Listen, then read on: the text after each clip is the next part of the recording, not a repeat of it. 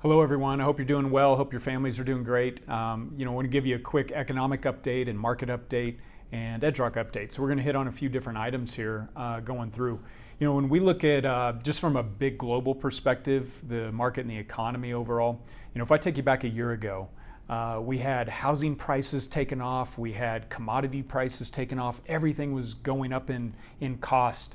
And the market was certainly moving up. So we had a lot of things going on, and one of the things that I think myself and a lot of economists were hoping that the Fed would do a year ago was start to raise interest rates to pull back. That would help to pull back on inflation, because inflation was taking off. The Fed was saying, though, that at the time that inflation was transitory, that it was temporary. And we really didn't believe that, and come to find out, hindsight's always 20/20, it wasn't. It stuck around. And so with that, a year ago, the Fed did nothing. They should have raised interest rates.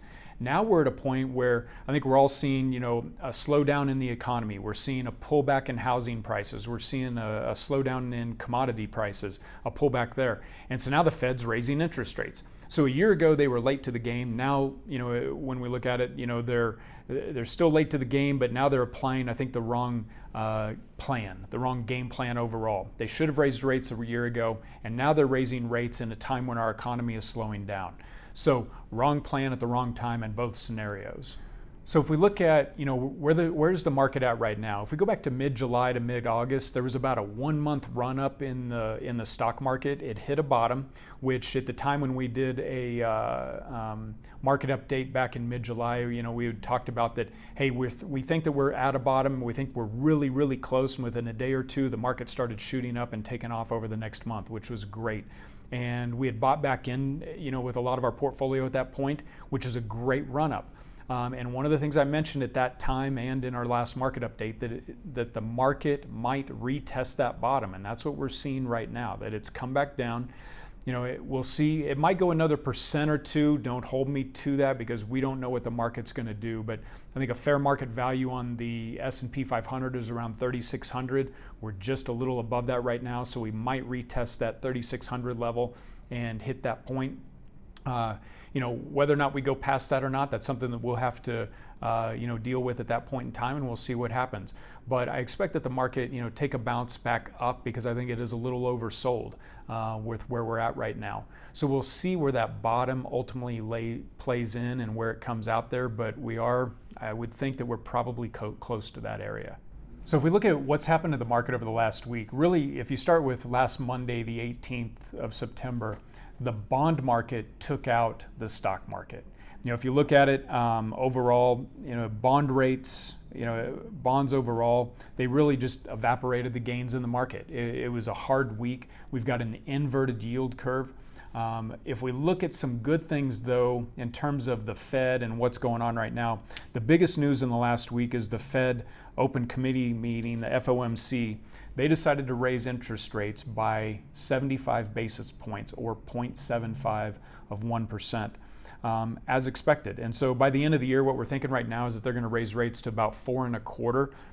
My guess is that next month they'll raise rates by about 0.75, and then the following month maybe by about 0.5% or 50 basis points. The Fed's game plan is clear.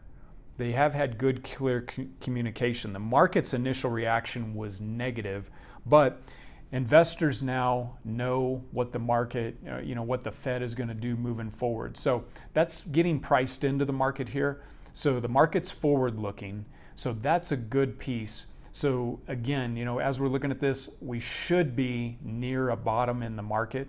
And here's what we've got to pay attention to, and here's what we want to take advantage of.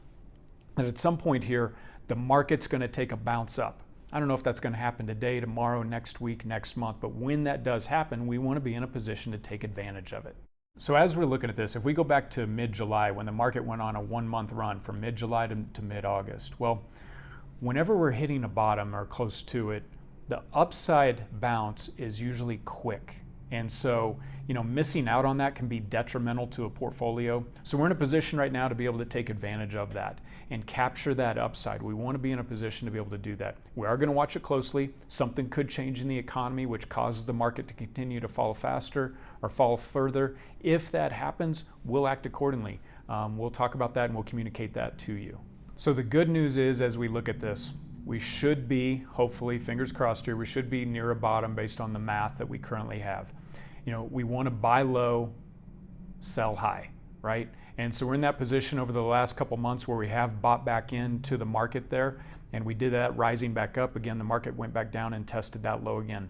Another good positive in the long run here is as rates are increasing, the yields, so yields on bank accounts, savings accounts, savings accounts, bonds and so forth, those yields are going to give us a rate of return that's more predictable.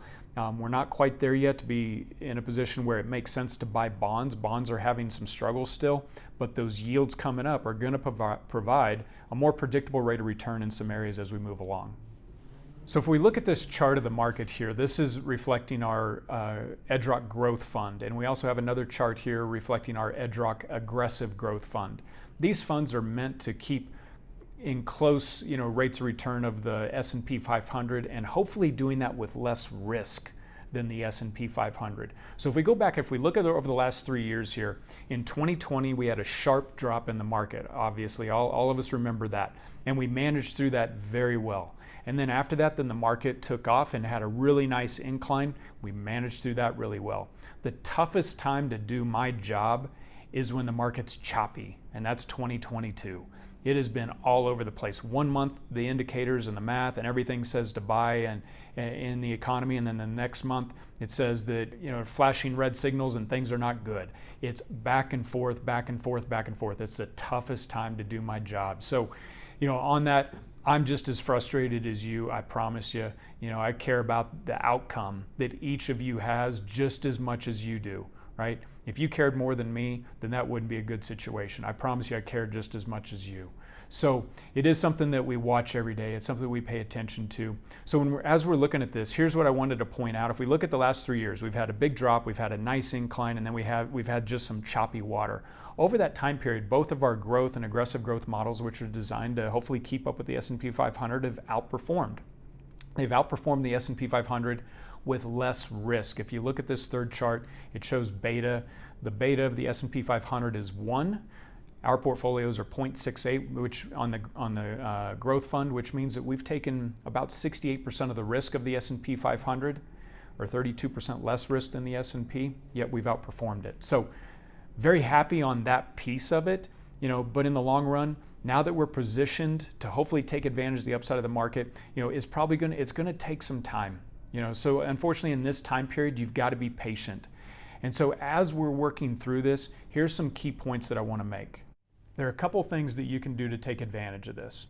One, for those of you that are retired, one of the things that we've put in place for most of you is a bond alternative or our annuity solution that those products don't have any fees generally in most cases, and it's a safe place to withdraw money. So if we need to go to a spot that has not lost any value, because it's the only time we can have that really safe money, right, where it's out of the market in those insurance products, that's a great place to withdraw money from during retirement.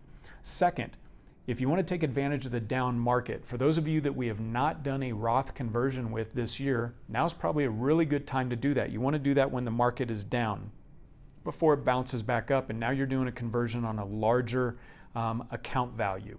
So if you haven't done a Roth conversion this year, please reach out to our office.